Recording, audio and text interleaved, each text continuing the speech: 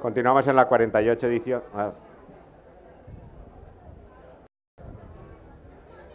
Continuamos en la 48 edición de la Feria del Libro de Valencia. Ya llegó el momento de hablar con Carmen Amoraga, que nos presenta su última novela, El rayo dormido. Unas historias entrelazadas en torno a una investigación sobre un suceso de la Guerra Civil. Carmen, bienvenida. ¿Qué tal? ¿Qué cuenta El rayo dormido? Hasta donde se puede contar. Bueno, la verdad es que no es una... A mí me gusta más hablar del rayo dormido diciendo lo que no es que lo que es, ¿no? Y no es una novela sobre la guerra civil, es una novela sobre las guerras que libramos nosotros mismos para sobrevivir en un mundo que nos es hostil, ¿no? Y dentro de este gran tema está un poco ambientado en la guerra civil y un poco ambientado en la época actual, ¿no? Historias entrelazadas, como es habitual en tu literatura. ¿Cómo surgió la idea de esta novela? ¿Cuál fue esa imagen, esa idea, esa nota? Bueno, hubo dos momentos, ¿no? Uno fue hace un par de veranos o tres que yo estaba veraneando, y donde yo veraneaba, en Castellón, hubo un incendio que todo el mundo pensó que era un incendio provocado, porque no había habido ninguna tormenta, no había habido ninguna causa que justificase el incendio, ¿no? Y cuando vinieron los bomberos, hicieron la investigación, dijeron que había sido causado por un rayo dormido, que es un rayo que impacta dentro de un árbol, que se queda dentro. Por fuera no pasa nada, pero por dentro el rayo está ardiendo, el árbol está ardiendo. Y cuando cambia el clima, algo sucede, hace un clic, el árbol arde. Entonces yo pensé que eso nos pasaba a las personas, que nos impactan rayos, nos ocurren cosas, nos las guardamos dentro, continuamos viviendo, nos parece que no ocurre nada, pero el día que menos nos lo imaginamos, ese incendio que estaba dentro de nosotros sale y lo cambia todo, ¿no?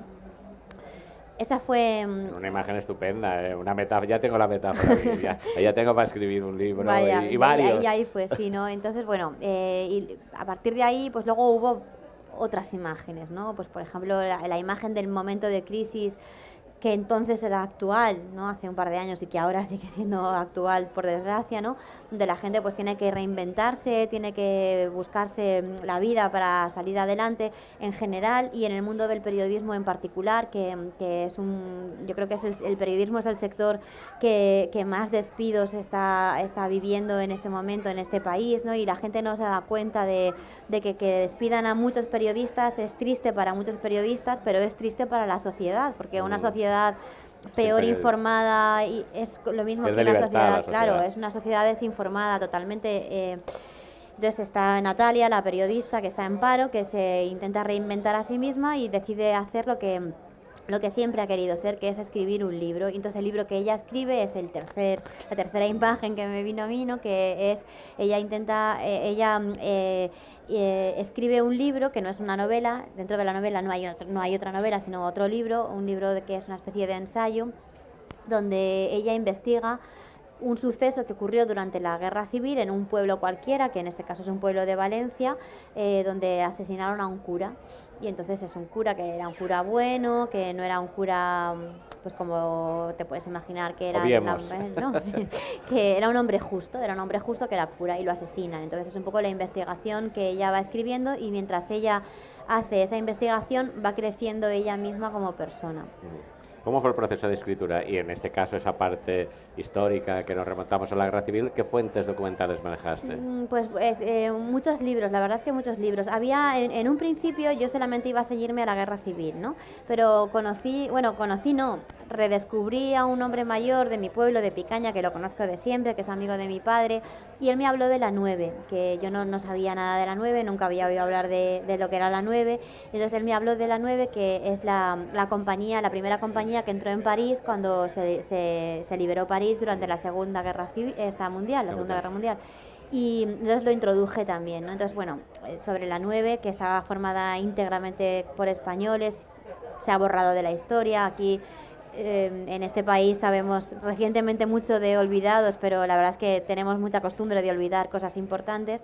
Y entonces, bueno, me he documentado mucho sobre la 9, hay mucho escrito, no en la bibliografía oficial, en los libros de historia, pero sí que hay bastantes libros escritos. Me he entrevistado con mucha gente. Para el personaje del cura sí que no me entrevisté con gente mayor porque, como te he dicho, en mi pueblo murió un cura durante la Guerra Civil, pero el cura que sale en la novela no es el cura. No es una traslación. No, el cura no es la historia del cura no es un cura real. Entonces, bueno, pues como para que no nadie pensara que yo me estaba inspirando en él, por la parte del cura no entrevisté a nadie. Pero bueno, la verdad es que sobre la Guerra Civil hay mucho escrito y cada vez más. Y la verdad es que, bueno, pues inmediatamente que terminó la Guerra Civil hubo muchísima literatura y muchísima bibliografía sobre el bando vencedor. Luego, cuando vino la democracia, ha habido muchísima literatura y muchísima bibliografía sobre el bando perdedor, que era necesario. Pero yo creo que ya es justo que hablemos de vencedores y de perdedores en el mismo nivel, ¿no? Porque dentro de los perdedores hubo vencedores y dentro de los vencedores hubo perdedores, ¿no? Sí, Que a eso quiero llegar, porque tú en el libro defiendes una tesis de la concordia.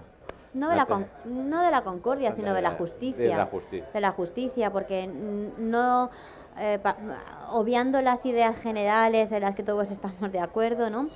No todo el mundo que luchó en el bando franquista era mala gente, y no todo el mundo que luchó en el bando de los republicanos era buena gente. De hecho, si en el bando republicano solo hubiera habido... Era una guerra entre hermanos. Sí, pero si en el bando republicano todo el mundo hubiera perseguido el mismo fin, a lo mejor el final de la guerra hubiera sido distinto, ¿no? Entonces, bueno, yo me gusta ser justa en la vida y me gusta ser justa en las cosas que escribo, ¿no? Y ahí hay un compromiso. ¿Se olvida a menudo el compromiso del escritor en la literatura? Es que yo también pienso que el compromiso del escritor es personal. Tú cuando escribes ficción y escribes la historia que te apetece escribir. Si, por ejemplo, de repente un día un autor le quiere escribir un libro sobre el nazismo, que el protagonista sea un nazi que le pasan X peripecias no quiere decir que él esté defendiendo el nazismo. Cuando tú escribes, haces ficción, tu compromiso es personal, por lo menos el mío es personal. En ese compromiso personal y en esa ficción hay una manera de explicarse la realidad, algo que muchas veces la literatura nos soluciona y desde la ficción nos solucionamos, buscamos soluciones que no nos damos en la vida real. Bueno, eso ya tendría que decirlo Freud. No siempre hay mucho de Freud en esta... Sí, no, hombre, yo no me lo planteo así. Yo intento, cuando escribo una novela, intento escribir una historia, ¿no? Y intento... De hecho, yo creo que El Rayo Dormido es la novela en la que menos hay de mí como persona. No lo digo a nivel personal, Sí. Lo digo a nivel de buscar una solución a grandes preguntas que nos hacemos, a preguntas que nos hacemos. Bueno, yo creo que esas grandes preguntas cada uno se las tiene que responder como pueda, ¿no? Con ayuda o sin de la literatura. Con ayuda o sin. ¿Qué está preparando Carmen Namoraga en estos momentos? Pues ahora estoy terminando una novela juvenil que, bueno, me queda nada, ya la estoy terminando y, bueno, y luego pues la verdad es que no es que sea una cosa mágica, pero sí que es verdad que son de repente una historia que estaba ahí, te llama la atención y te elige a ti, ¿no? Y entonces estoy esperando que me elija esa historia. De momento, pues eso, terminando la juvenil y criando, que no es poco. De momento, Clara ya se ha ido de tu casa, ¿no? Ella ya está. Ella ya se Ya fue. está, ya Eso es. Carmen, un placer hablar contigo. Igualmente. Por el rayo dormido, por ese rayo interior que sale, que se queda ahí, y gracias por tus libros. A vosotros por leerlos.